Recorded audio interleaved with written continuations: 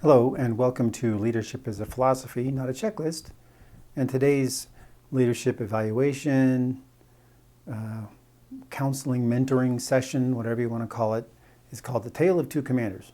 Now, this is about Navy. I've got one about the Army, I've got one about the Air Force, and I've got one about the Marine Corps. I'll have one about the Coast Guard, doesn't matter. So don't think that this is excluding anybody. Also, just for a quick bit of context, I'm not going to say names. I'm going to generally tell the story.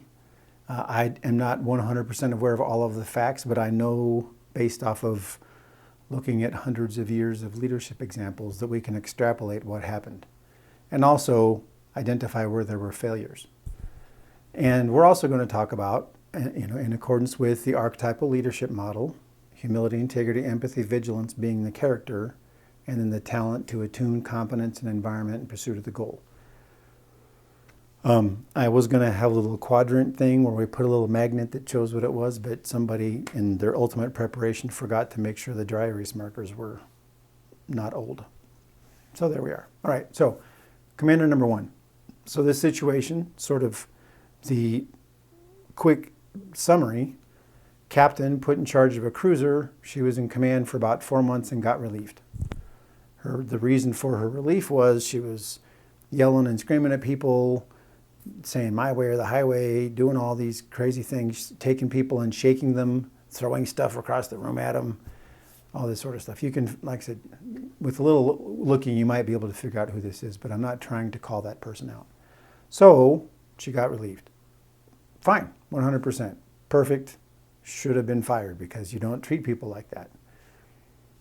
Okay, so that's the capsule, but now let's unravel everything around that. So did she have integrity? Did she have humility? No. Did she have empathy? No. Did she understand how her actions were going to cause the crew to freak out? No. So she didn't have good character, at least as far as a leader goes. And did she have the talent? No, because if you have to scream at people and say, I'm in charge, then you're not in charge. It's just the universal rule.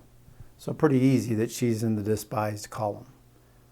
And that's kind of a quick way to go. But let's talk about the environment. So if she's a captain, that means that she had been in at least 20 years and that she has received how many, at least, if we were to say one a year, if they were diligent, 20 evaluations.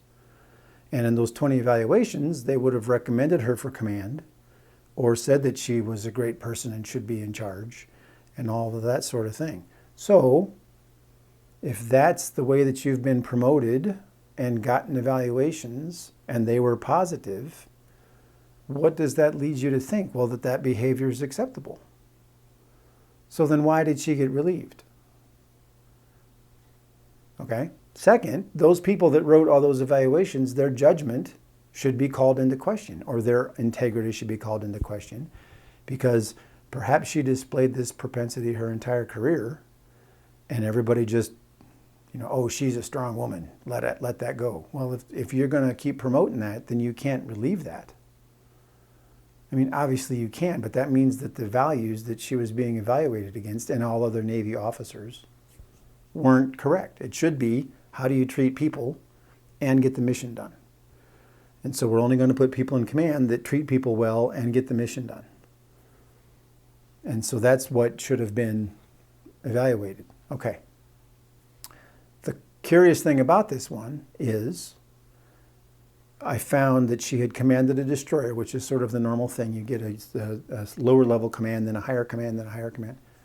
So she had commanded a destroyer, but that command, she was the executive officer and then went to be the commander right away, but was only the commander for about a week before they went to a maintenance period, which means the ship's getting overhauled and civilian contractors are using your sailors to do a bunch of stuff. Sailors get farmed out to go work on other ships because your ship isn't going anywhere. And so that's a different command climate. To me, that seems like that would be more of a nightmare because you don't know where all your people are. But if you're a person that doesn't really care, it's like, hey, my people are somebody else's responsibility, who knows, right? And so the reason I say that's difficult is that was the majority of her 2-year command was at a dock instead of being at sea. And I know they do check rides and stuff, but I'm not sure what all that entails. But that's still not at sea. Couldn't really find anything positive or negative about her except for the change of command speech. And of course, just so you know, in the military, if you ever go to a change of command, nobody is terrible.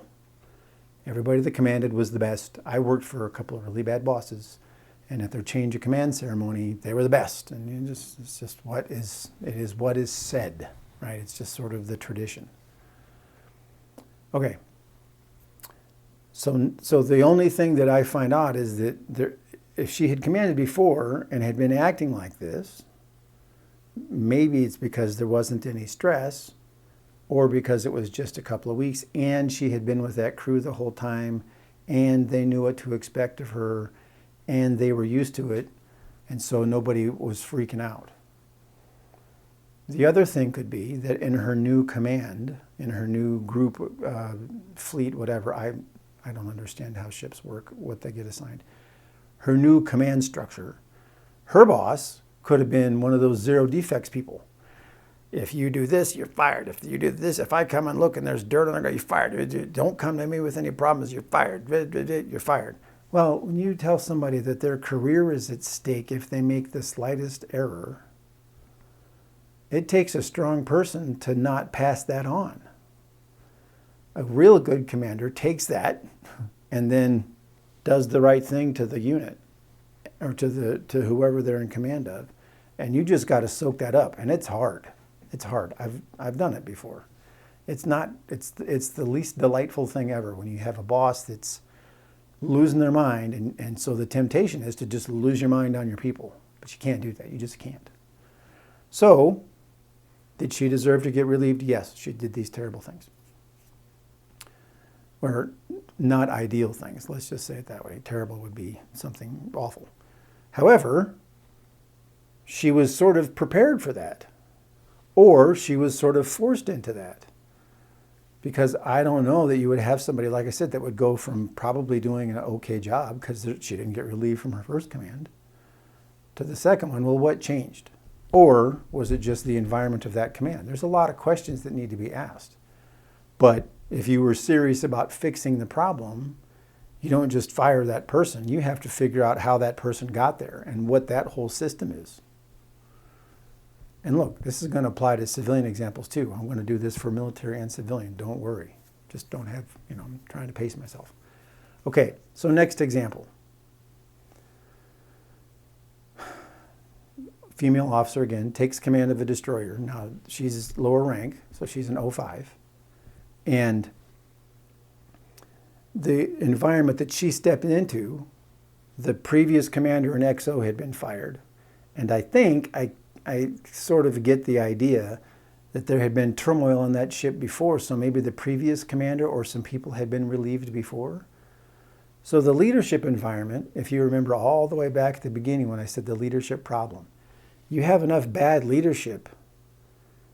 It takes a Herculean effort just to get that fixed. If people have had 3 years or 4 years of terrible leadership, they don't know any better. So you come along trying to do the right thing. They don't trust you. They don't believe you. They don't think you're right. Anyway, it was awful, right? So that crew has been through the ringer, the whole crew, because all these people are getting fired left and right, which means they were doing bad things. People getting fired causes stress. So that was bad. She gets put in command, and within a week, somebody commits suicide on the ship. And then over the next 4 months, 3 more people commit suicide. So she gets relieved and her next will get relieved. Okay, so let's talk about that situation. Because I can almost guarantee you, let's say 98%, that she did the right thing, because I went and looked up her, and the best I could find, because everybody's super secretive, is that I couldn't find anything negative about her. People had lots of good things to say. So what's that mean? Well, that means she's got good character, because people are saying she's a good person, she's kind, she's this, she's this. Well, maybe she didn't have the talent to lead, right? Attune competence and environment in pursuit of the goal. So you come somewhere and somebody kills themselves. Well, what's going on? What's the environment? Why is this person stressing? Why did this person think that was the answer? What's happening? So now you got to fix the environment and to achieve the goal. Well, let's say, so then, like I said, so I'm sure she did the right thing, like I said. She calls the counselors in, the grief people in, do all the things, the checklist for how to deal with a terrible thing like that. She followed it perfectly because she's a good person. Well, then it happens again. Well, then, okay, so now what happens? Well, I'm sure she did it again. And it happens again. Well, then she did it again. So I don't think that she had the instinct to say, we got to stop. After the second one, right, so soon, we have a major issue. I would, if it was me, I would be calling in for everybody. I need everybody that that's an expert to come see what's going on here because I didn't know. Well, here's the deal. She was obviously, clearly set up for failure. Not saying in a conspiratorial way, but she couldn't have succeeded.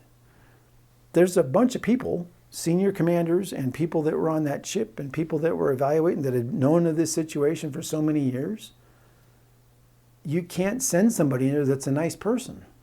You've got to send somebody in there who has demonstrated that they can fix difficult situations and find and solve and they got to be the person that's going to go in there and be willing to tip the apple cart over to find out what's actually going on. And so she wasn't sent in there. And then she probably wasn't even given the resources where it's like, look, you go there and find out that something's bad's happening. You make a phone call. You need to tell somebody. We need to know. Because that has to get, that can't happen. Okay. So I don't think that she should have been fired. She should have never been put in that situation. They should have put somebody in there who'd commanded another destroyer who was successful, maybe even a senior person. And that's a problem with the military in general. You can't, you do the same job over again. They think that that's failure. Well, what if we need something to get completely overhauled and fixed? Then that's what you have to send in.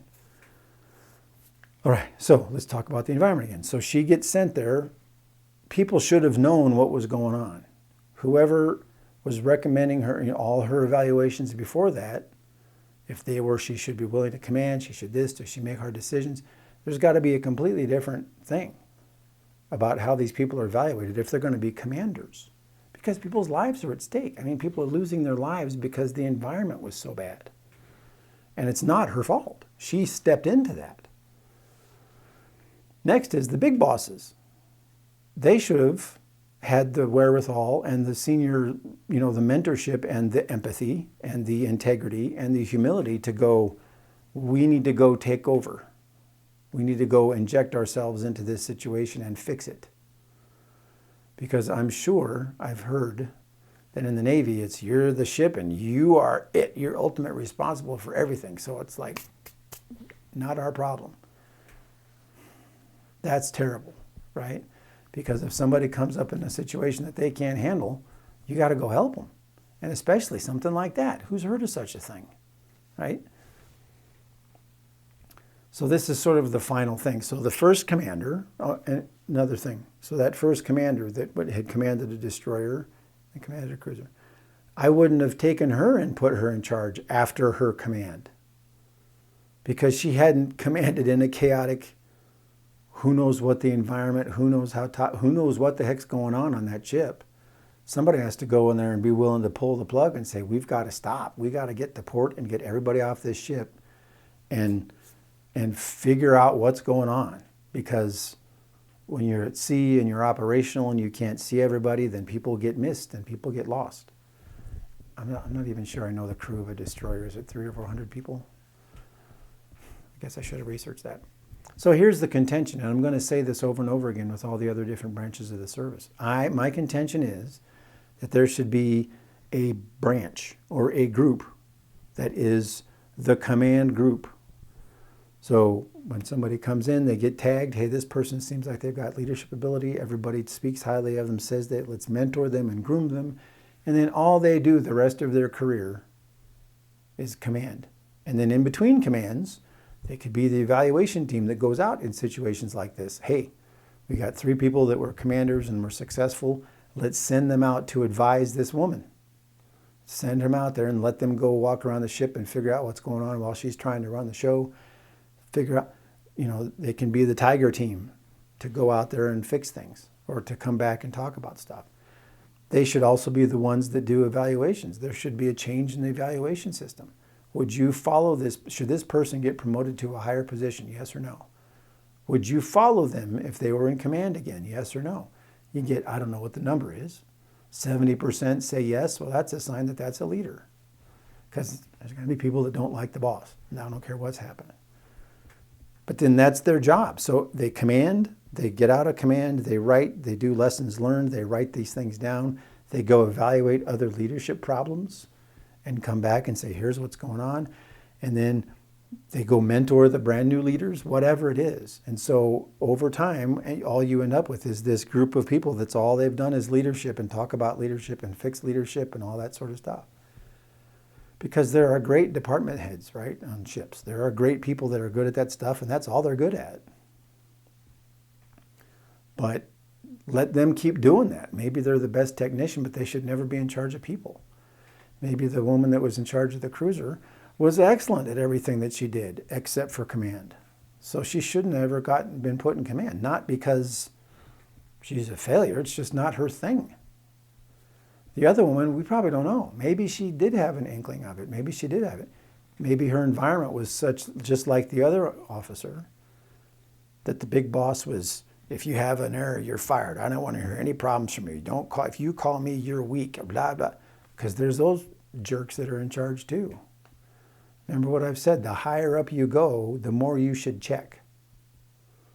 The open door policy is not open for somebody to walk into your door. It's for you to walk out and check on something. You should never be in your office if you're the big boss. You should be out looking. Just randomly showing up. I had one commander when I was in the Army, and he said that and he lived it. I didn't agree with anything else he did, but he did that amazingly well. He would show up at the most random times. 2-star general. Just show up. What's going on? What are we doing? Let me watch. Let's do. It was amazing because he knew what was going on in his division. Anyway, so what's this as an indictment of? Well, in one case, the one officer, she did some terrible things and should have been fired, but she probably was missed all along the way because nobody wanted to be the one that said, nah, you probably shouldn't command. And the big bosses could have been putting so much pressure on her that her default was to do something awful. And the other woman was completely set up for failure because she had no awareness of what was going on, or nobody was aware and just threw her into it. So something bad happens, they blame her. And then the conclusion, of course, is we need to have a group of people that's their whole thing, right? All right, I think that's all that I have. If you have a story that you'd like to share, again, like I said, I've anonymized this one a little bit. This is not an indictment or a personal attack on these people. It's just what I was able to find, open source. But if you have a story, I'll anonymize it, or it'll be like all the others because terrible leadership is terrible leadership, and your story will probably be in a pool of stories that are very similar. And I'll use it on here to talk about. Email is in the link below, or not the link, but in the description type. And I thank you for your time and attention, and I hope you have a great day.